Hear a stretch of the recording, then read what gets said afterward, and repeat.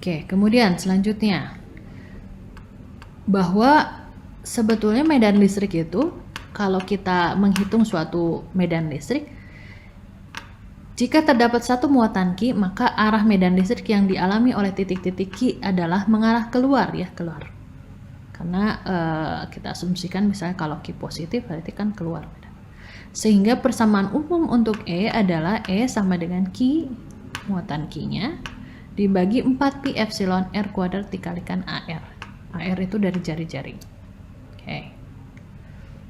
Nah, jika terdapat N buah muatan, maka besarnya intensitas medan listrik yang dialami oleh suatu titik adalah perjumlahan dari setiap medan listriknya yang ada. Jadi kalau medan listriknya yang di sini, yang di misalnya di titik P ya, ingin kita hitung, bisa diakibatkan karena muatan Q1, karena muatan Q2, karena muatan Q3, karena muatan Q dan seterusnya. Sehingga untuk menghitung medan listrik di titik P dijumlahkan saja Q1, Q2, Q3, dan seterusnya. Penjumlahan medan listrik diakibatkan muatan Q1, Q2, Q3, dan seterusnya. Nah, arah vektornya ya tinggal mana vektor yang paling dominan gitu kan. Kalau misalnya tidak ya berarti nanti membentuk suatu sudut tertentu misalnya. Nah, kemudian vektor dinyatakan dalam magnitud dan arah ya, kita pahami itu. Penggambaran medan vektor yang baik dilakukan dengan menggunakan flux. Flux merupakan garis panah dengan panjang yang sama di mana panah menyatakan arah medan vektor. Kuatnya medan vektor dinyatakan oleh kerapatan dari garis-garis panah. Semakin rapat artinya medan semakin kuat ya. Jadi kalau misalnya kita melihat ini medannya uniform, yang paling kanan ini uniform ya. Non uniform. Kalau uniform berarti jaraknya sama, besar, panjangnya juga sama. Nah, kalau non uniform bisa jadi kerapatannya berbeda. Untuk penggambaran yang lebih akurat, representasi dari garis flux dinyatakan oleh variabel D.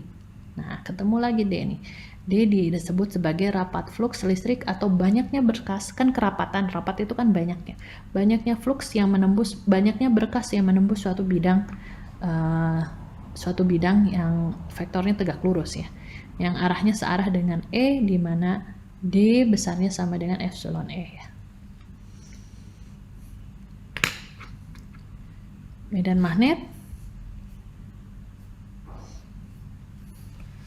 Jenis lain dari medan vektor adalah medan magnet ya. Jadi ada medan listrik dan medan magnet. Dapat dilihat dari serbuk besi yang mengalami gaya jika didekatkan magnet permanen. Artinya kalau kita punya magnet ya, dulu saya waktu kecil sering punya mainan magnet ya, mainan magnet yang tebal-tebal gitu ya. Itu bisa dipakai bola-bola. Sekarang jarang menemukannya ya, gitu ya. Mainan magnet besar, kemudian kita punya potongan-potongan serbuk besi misalnya ya, didekatkan maka serbuk besi itu akan mengumpul, menempel ke magnet gitu misalnya ya, atau pokoknya intinya serbuk itu akan mengalami suatu interaksi dengan medan magnet. Nah, itu yang disebut dengan daerah itu yang terkenanya disebut sebagai medan magnet. Nah, Ørsted pada tahun 1820 menemukan bahwa magnet yang diletakkan di dekat kabel yang beralus listrik akan bergerak sendiri sehingga sampai tegak lurus terhadap kabel. Jadi Ørsted dulu pernah melakukan percobaan di mana dia menemukan pengaruh medan magnet ya, yang didekatkan pada kabel yang berarus listrik. Jadi ada kabel yang berarus listrik, kemudian di sekitarnya ada magnet gitu. Maka magnetnya itu akan bergerak-gerak sampai kemudian dia tegak lurus dengan kabel. Ampere menyatakan bahwa kawat yang berarus juga memberikan gaya pada gaya yang lain yang berarus, dan gaya ini dapat digantikan dengan medan magnet. Kemudian setelah Ørsted dikenallah Biot-Savart yang kemudian berhasil mengkuantisasi. Jadi dari fenomena-fenomena yang ada gitu misalnya, fenomena itu tidak sekedar ternyata ada gitu ya maksudnya, tapi kemudian oleh Biot-Savart fenomena itu diturunkan menjadi hitungan-hitungan tertentu. Jadi sehingga dia bisa mengkuantisasi rapat flux magnet B dengan arus listrik. Biot-Savart kemudian dikenal dengan hukumnya ya, bahwa di sana dia bisa mengkuantisasi rapat fluks magnet B yang dihasilkan oleh elemen arus diferensial I dl. Dari percobaan diketahui bahwa gaya pada sebuah magnet yang disebabkan oleh fluks magnet hasil dari sebuah kawat panjang dengan arus I adalah F sama dengan M kali B. F itu gaya, B itu ada fluks magnet, M itu adalah massa ya, satu massa. Analog dengan F sama dengan QE, di mana Q adalah muatan, E adalah medan listrik. Kita tahu untuk mencari gaya medan listrik, gaya listrik itu adalah muatan dikalikan medan listriknya. Ini agak analog ya, agak mirip sama dengan gaya itu adalah suatu massa dikalikan dengan medan magnet, di mana M adalah medan dari kutub magnet ya. M itu adalah medan dari kutub magnet itu. Nah, kemudian gaya dF yang dimiliki oleh flux magnet dB yang dihasilkan oleh elemen arus diferensial I terlihat pada gambar ini, maka dF sama dengan M dikalikan dB.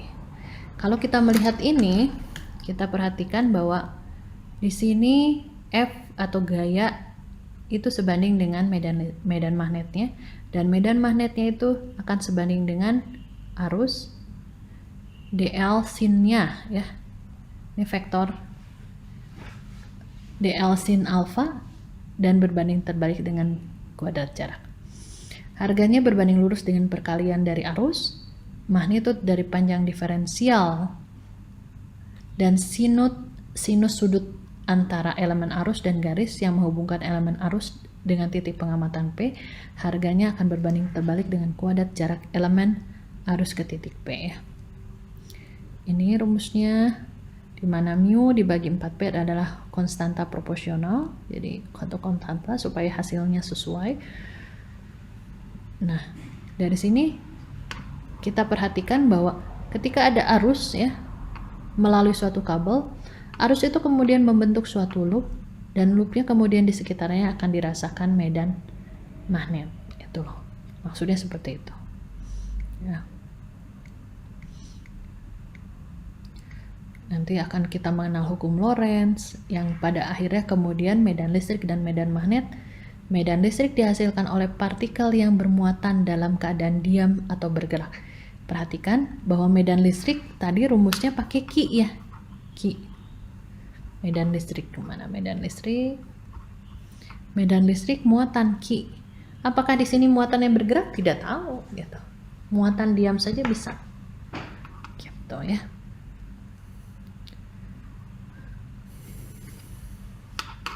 Jadi muatan diam itu akan menghasilkan medan listrik. Jadi diam atau bergerak akan menghasilkan medan listrik. Kemudian arah dari gaya yang diterima adalah searah dengan garis yang menghubungkan dua muatan, sehingga independen terhadap gerakan partikel. Ada perubahan kecepatan. Sementara pada medan magnet itu dihasilkan oleh arus listrik. Tadi hubungannya kan ada B M dB di sini misalnya sama dengan ada perkalian I dikalikan dl dan bla bla bla bla misalnya. Sehingga medan magnet itu akan sebanding dengan arus atau dihasilkan dari arus. Dapat dihasilkan oleh arus listrik searah ataupun tidak, yang pada intinya dihasilkan oleh partikel muatan yang bergerak. Yang namanya arus itu kan muatan. Kalian pernah waktu SMA kan tahu ya, yang namanya arus itu adalah muatan yang bergerak. Jadi medan magnet itu dihasilkan oleh muatan yang bergerak. Kalau muatan diam itu tidak menghasilkan medan magnet, tapi muatan yang bergerak itu menghasilkan medan magnet. Arah gaya selalu tegak lurus terhadap arah kecepatan partikel dan tidak ada perubahan kecepatan. Oke, kita kembali ke, mari kita lihat perhitungan ininya apa.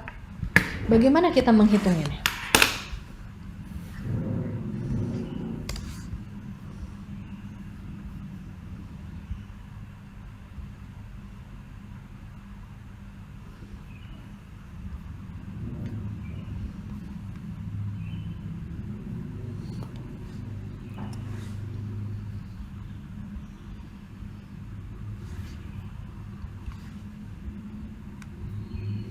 Bagaimana caranya kita menghitung ini?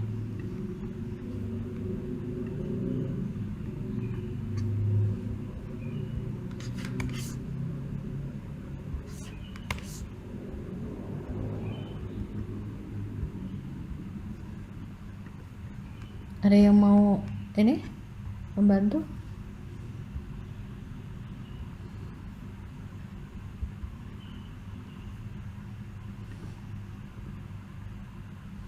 Ada 3 buah muatan. Ya. Kita gambarkan dulu bagaimana kita menganalisis ini. Kita gambarkan dulu koordinatnya. Koordinatnya yang digunakan adalah koordinat kartesian.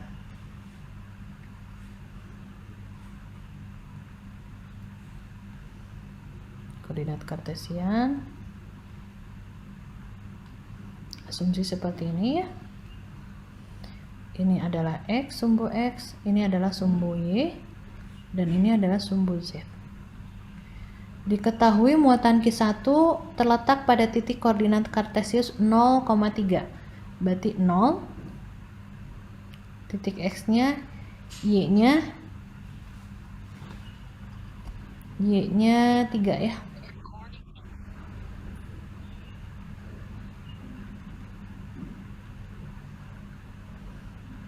Ini 0, 1, 2, 3 misalnya seperti itu.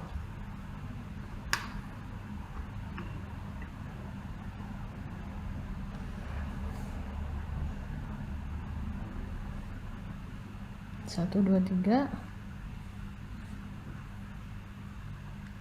Jadi titiknya di sini untuk Q1.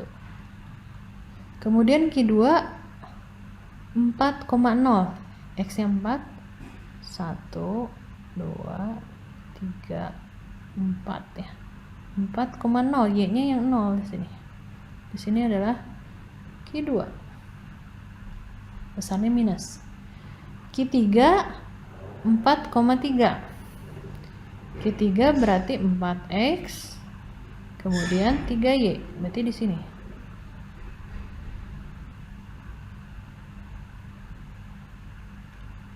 Q3. Q1, Q2, Q3. Q3 ke sini ya. Berarti vektor untuk muatan pertama ke sini, vektor untuk muatan yang kedua ke sini, dan vektor untuk muatan yang ketiga ke sini. Yang ditanyakan, semua koordinat dalam meter, tentukan gaya listrik pada muatan Q2. Gaya listrik pada muatan Q2, sekarang Q2 di mana? Q2 di sini ya. Yang ditanyakan adalah medan listrik, gaya listriknya. Pada Q2, itu terdapat gaya listrik yang diakibatkan Q3 dan diakibatkan oleh Q1, ya enggak? Betul? Kalau diakibatkan Q1 begini, berarti garisnya, vektornya ke sini. Ini F2 di titik 2 dikarenakan Q1. Kemudian kita akan menghitung lagi Q2 dikarenakan Q3. Ya. Q2 karena Q3. Berarti vektornya ini. Garisnya ke sana. F2 karena 3. Berarti nanti di titik Q2 itu ya ada vektor ke sini, ada gaya ke sini, F2 3, dan ada gaya ke sini karena F2 1.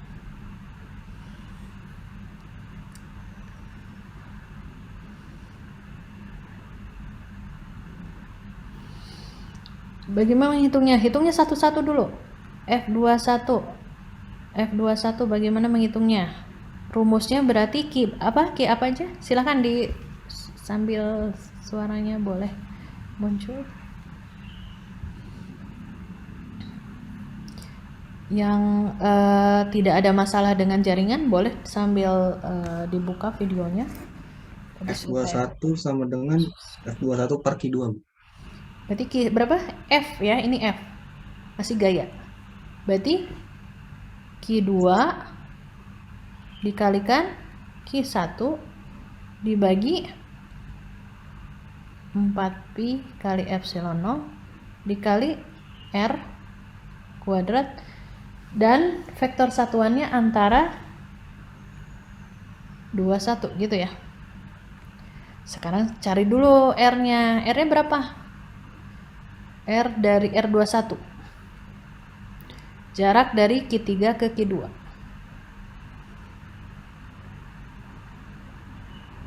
R. Q2 ke Q3 berapa Q3? 4,3 ya. Dikurangi Q2-nya 4,0. Nah, gitu loh maksudnya. Gimana menghitung jarak seperti ini? 0,3 ya jadi. Jadi 0,3. Kemudian vektor satuannya, kalau panjangnya vektor Dikuadratin. berarti 0 kuadrat ditambah 3 kuadrat akar gitu ya. 3, Bu. Jadi akar 9 ya. Ya. Sama dengan 3. Oke. Terus vektor satuannya 0,3 gitu ya. Ini 9. Maka cara menuliskan vektor satuannya gimana? Pindah ke sini.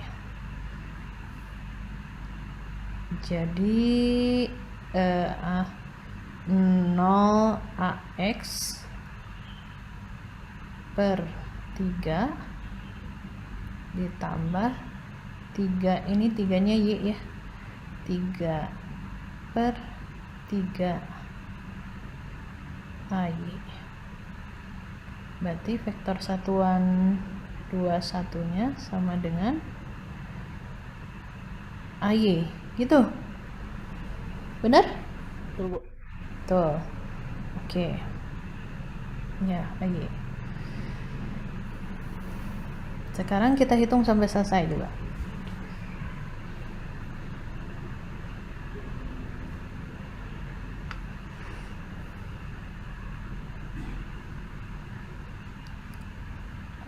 Apa ini? 2 dikalikan Q1. F. Bener nggak? Kok 2 dengan 1? Ininya ke sini ya. Vektor satuannya. Karena 0 ya, betul ya, karena 0. Oke. Jadi ke sini. Kan sama aja dipindah ke sini ya, pindah. Kalau di titik ini sama dengan dipindah. Oke. F21 Q1 Q2 berapa Q1-nya tadi? 2 Coulomb dikali minus 3 dibagi ini 4pi dikalikan epsilon ya, kali R kuadratnya 9, jadi kalikan vektor satuannya ay.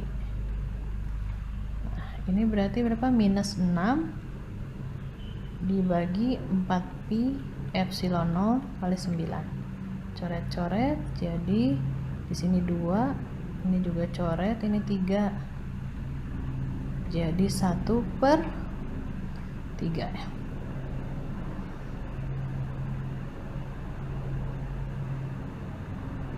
Ibu maaf, itu bukannya ini, Be. Bukannya F23, Be. F23 ya. Untuk R-nya. Kalau misalkan untuk R1 berarti kan dari Q1 ke Q2, berarti 4,3 sama 0,3. Oh, ini 23 ya, sorry. salah. Makanya tadi diam aja. Oke.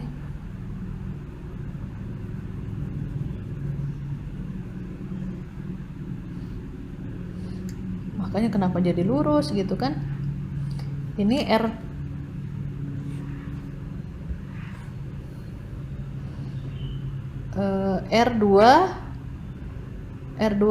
ya.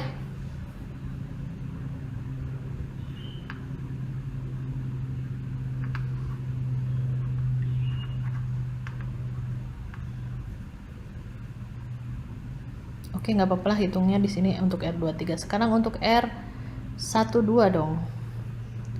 R21. R21 besarnya 0,3 dikurangi 4,0 ya. Jadi minus 4,3 ya. Gitu kan? Terus kemudian besarnya R21 itu 4 dengan 3. Akar dari 4 kuadrat ditambah 3 kuadrat sama dengan akar 16 tambah 9 sama dengan akar 5 ya. 5. Berarti vektor satuannya R21 itu sama dengan minus 4/5AX ditambah 3/5AY. Tuh, benar kalau begini, ini pasti miring ya.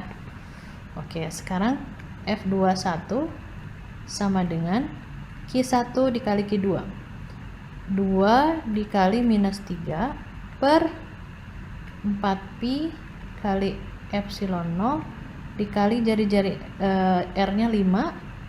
Vektor satuannya 5 kuadrat yang ini. Vektor satuannya adalah minus 4/5AX ditambah 3/5AY.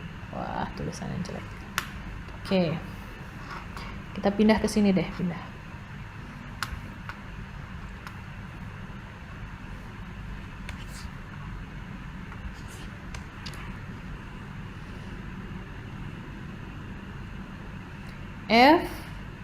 F21 sama dengan minus 2 minus 3 kah? 2 minus 3 ya, benar.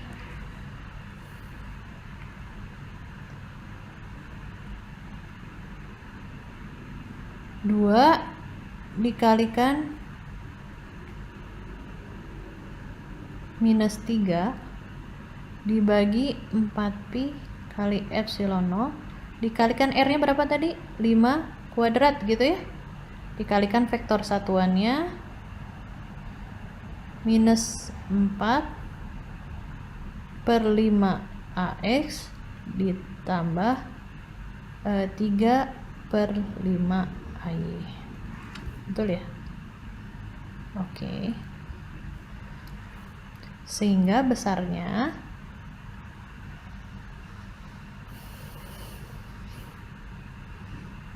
minus 6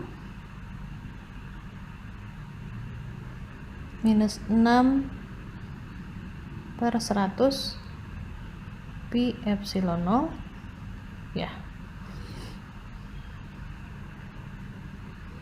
dikalikan minus 4/5AX ditambah 3/5AY sama dengan berapa ini?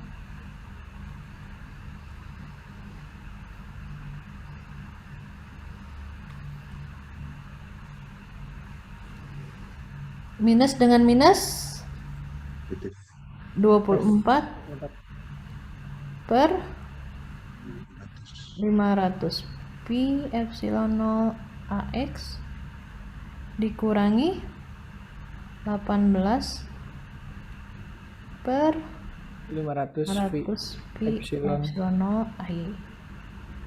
Jangan lupa ya, ini vektor-vektornya jangan sampai ketinggalan. Nah, nanti kalian tinggal diperkecil. Oke, sekarang sama dengan F23 caranya. F23 muatannya apa aja? Minus 3 dan 4. Minus 3 dikali 4 per 4pi epsilon 0. Tadi jaraknya R-nya berapa R-nya? R-nya 3 ya? R-nya 9, R kuadrat jadi 9. 3 kuadrat dikalikan dengan 18 apa tadi teh 3/3 AY Bu. AY, langsung AY ya gitu. Ini 4 dengan 4, ini 9, berarti minus 1/3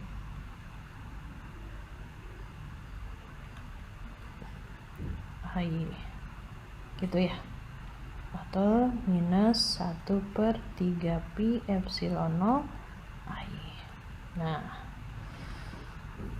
ini F23 tadi kan gambarnya bener ya, berarti si vektor itu kalau karena 23 ke sana minus AY, betul kan, minus AY ya, F23. Kemudian F21 dia akan miring pasti. Ini F21, sehingga nanti kita dapat penjumlahan vektor yang kesini. Total F-nya pada Q2 sama dengan F21 ditambah F23 sama dengan 24/500 pi epsilon 0 AX dikurangi 18/500 pi epsilon 0 AY dikurangi 1/3 pi epsilon 0 AY. Nah, ada AY ya. Kita bisa keluarkan 1/4 pi 1/4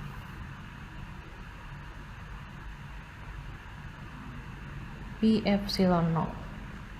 Jadi di sini 24/500 AX dikurangi 18 per pi epsilon 0 AY dikurangi 1/3 pi epsilon 0 AY. Nanti AY bisa disamakan. Itu terakhir tinggal vektor satuannya. Bisa difahami sampai sini? Itu untuk yang A. Boleh ke slide sebelumnya Bu, mau screenshot dulu. Belum beres catatannya. Nanti saya berikan. Oh, ya Bu, terima kasih. Oke. Nah, sekarang bagaimana untuk menghitung medan listrik yang terjadi pada pusat koordinat O? Sama cara menghitungnya. Medan listrik. Rumusnya apa medan listrik? Gaya listrik dibagi muatan. Dibagi muatannya yang ada di, kalau ini pada pusat koordinat O ya, berarti beda lagi nanti cara pendekatannya. Nanti kan gambarnya begini ya,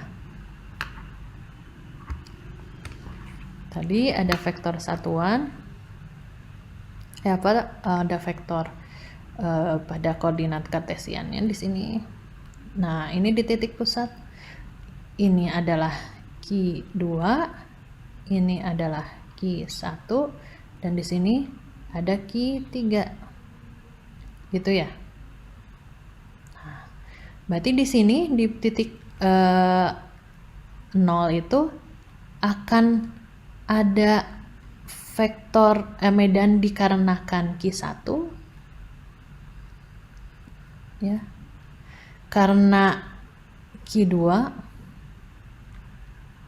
nah E2 S1, dan karena Q2 ya.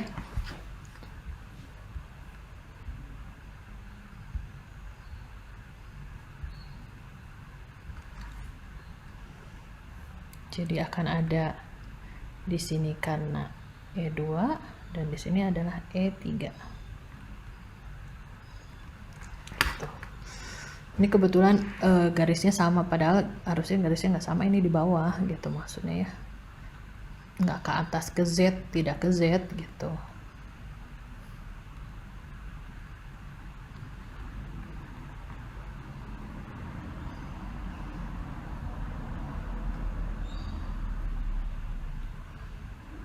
rumus E ke atas, ini sumbu Z, yang E itu ke sananya diakibatkan oleh.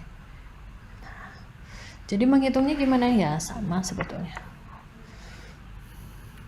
Kita udah tahu kan rumus E sama dengan Q dibagi sama 4pi epsilon 0 dikalikan R kuadrat dikalikan dengan A-nya, vektornya, vektor AR-nya. Q-nya gimana ya? Q ya tergantung. Kalau di sini akibat Q1 berarti medan ininya rumusnya Q1 kan. Kalau Q1 berarti Q1 gitu. Nanti E2 akibat Q2 kan. Jadi Q2 dibagi 4pi epsilon R, R2-nya kuadrat AR. Dan begitu juga dengan E3. Nanti tinggal ditambahkan. Berarti total medan listriknya sama dengan nanti E1 ditambah E2 ditambah E3. Gitu ya. S1-nya dari mana? S1-nya yuk kita hitung satu-satu. S1 sama dengan Q1. Oke, per 4pi kali epsilon 0. R-nya sekarang. R-nya gimana menghitungnya R-nya? Kita hitung di sini R semua R. R1. Jadi RO1 karena Q1. R-nya berapa? Dari titik 00 ke titik 30 ya. Berarti 00 dikurangi 3,0.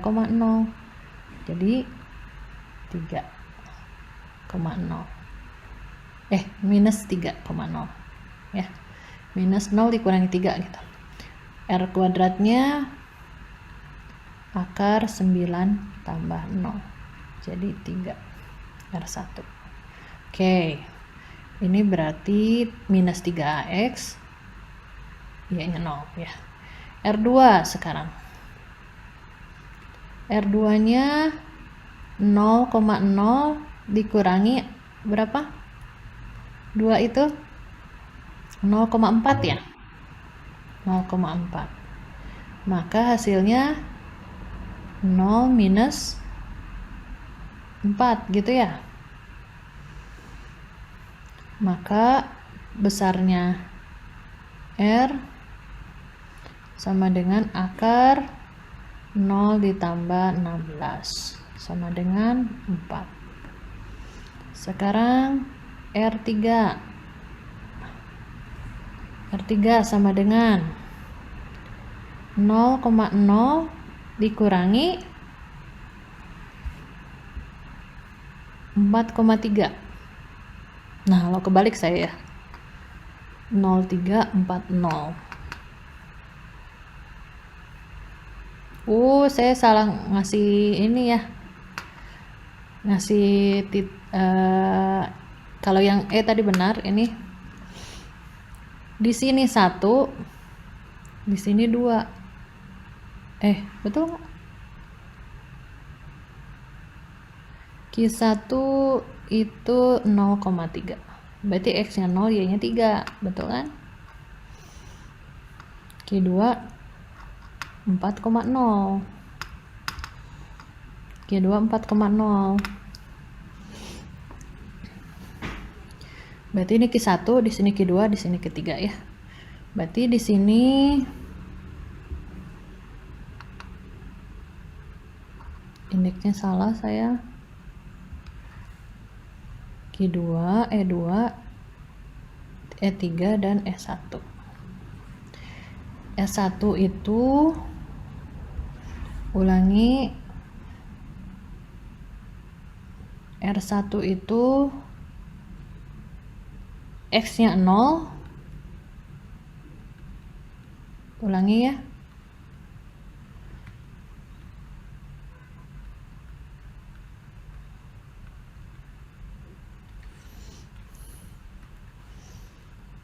R-nya dari 0 sebagai titik pusat, jaraknya dari Q1. Q1 tuh berarti di sini 0,3. 0,3 0,3. Berarti 0 kurangi 0, 0, ini minus 3. Minus 3-nya di sini. Berarti 0 ditambah 9, ya sama dengan 3. Oke. Kalau R2, kembali lagi R2 itu 40. 0 kurangi 4,0. Jadi minus 4,0. Jadi di sini 16 per 0 ditambah 0 sama dengan 4. Betul. Kalau R3 00 4,3 ya. 4,3.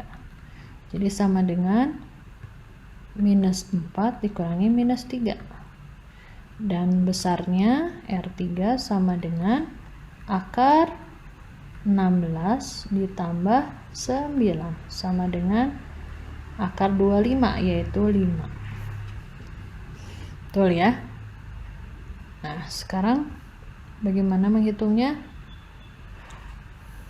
Sekarang S1 sama dengan Q1 4pi kali R kuadratnya berapa? Dikali A1 0. Q1 nya berapa tadi? Q1 nya 2 Coulomb. Berarti 2 per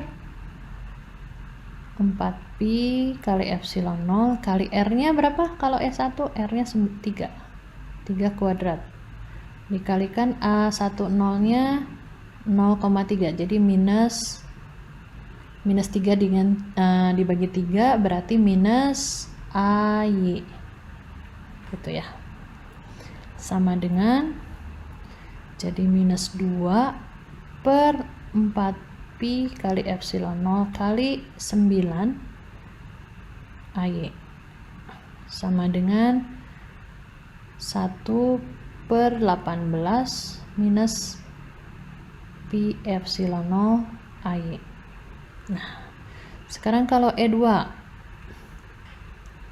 Q2 dibagi 4pi epsilon 0 kali R kuadratnya. R kuadrat 2 4 kuadrat dikalikan minus 4, berarti minus 4 dibagi 4 minus AX sama dengan Q-nya tadi minus berapa? Q-nya minus 3. Minus 3 per 4pi epsilon 0 dikalikan 16 minus AX sama dengan minus 3 per 4 kali 16 berapa?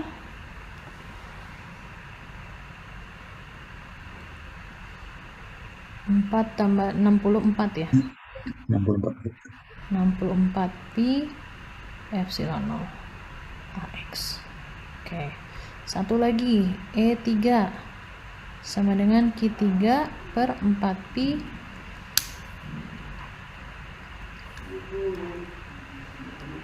kali epsilon 0 kali 5 ya. 5 kuadrat dikalikan vektor satuannya minus 4 per 5 AX minus ditambah minus 3 per 5 AY sama dengan Q3 nya berapa? Q3 nya itu 4. Oke. 4 dikurung 4 per 4 pi kuadrat dikali 25 dikali minus 4 per 5 AX minus 3 per 5 AY. Salah.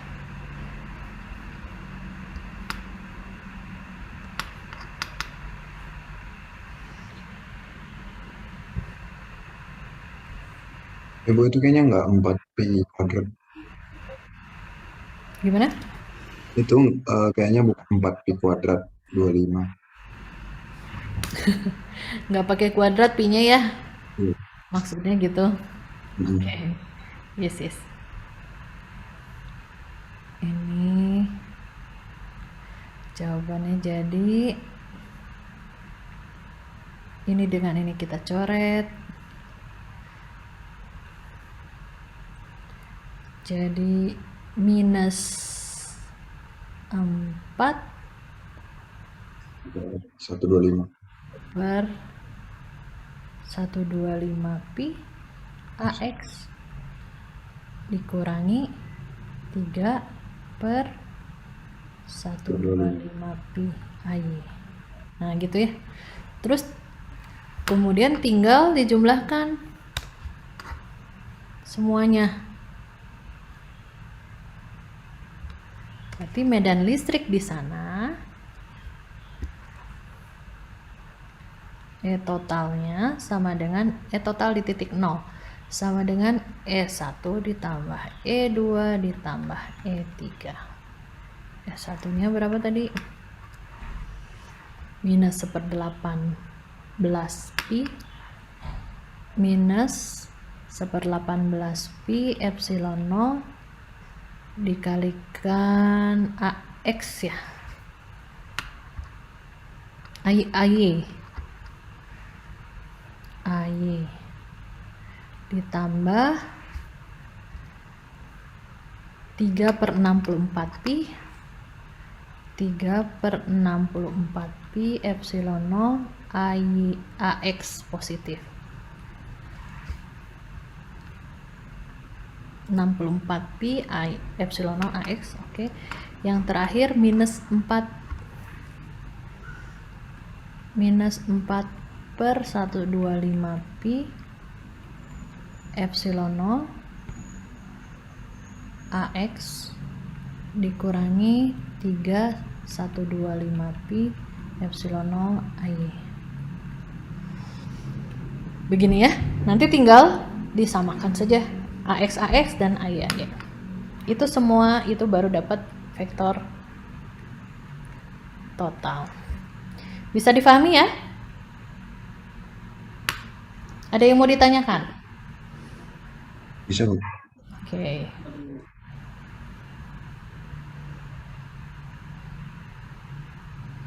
Nah, itu untuk mencari vektor. Kemudian nanti kita akan mencari bagaimana pengaruhnya integral garis tadi ya ketika menghitung yang lainnya, misalnya ya.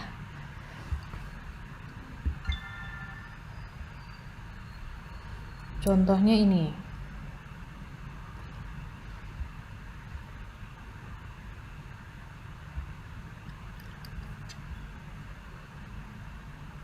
Ini nanti sudah topik ke sebelumnya, ke selanjutnya. Kita tadi sudah membahas ini. Medan listrik, arah medan listrik tadi, sumber muatan positif arah keluar, negatif masuk, ya. Ini menjawab yang tadi. Ini vektor. Nah, bagaimana kalau misalnya yang ditanyakan adalah cari medan listrik pada jarak A dari pusat simetri, ya. Pada pusat simetri kawat lurus sangat panjang jika diketahui distribusi muatan panjangnya sama dengan rho L. Nah, kemudian bagaimana bila kawatnya diketahui L? Nah, ini kombinasi medan listrik, ya. Rumus kita sudah tahu medan listrik dengan kita menggunakan integral integrasi vektor ya tadi, vektor garis dan vektor luas.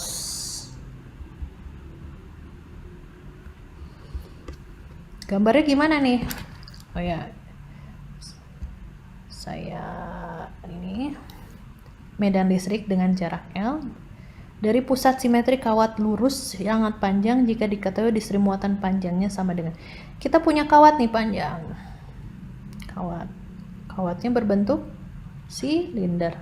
Ya, sudah kita pelajari. Kawat yang panjang punya jarak dari pusat simetri. Anggap di sini pusatnya di situ.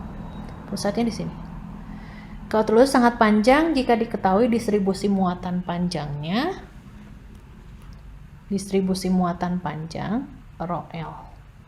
Kalau rho L berarti potongan-potongan kecil dari muatan ya, rho L dengan panjang tertentu. Yang ditanya pada jarak A. Di sini A. Dari pusat simetri kawat lurus sangat panjang. Jadi kesananya tak terhingga L-nya. Nggak tahu ya, dan kesananya L. Jadi asumsi L dengan panjangnya tak terhingga misalnya kita tahu. Nah, berapa medan listrik di sini? Kita tahu ya bahwa mencari medan listrik E adalah Q dengan ambil K aja ya, pakai K aja supaya biar aja terus gitu supaya gampang. 1/K itu kan sama dengan 1/4 pi epsilon 0 gitu ya. K dikali R kuadrat dengan vektor satuan R tertentu. Nah, ini rumusnya. Jangan lupa rumusnya yang tadi kita sudah bahas. Tapi kemudian di sini ada rho L.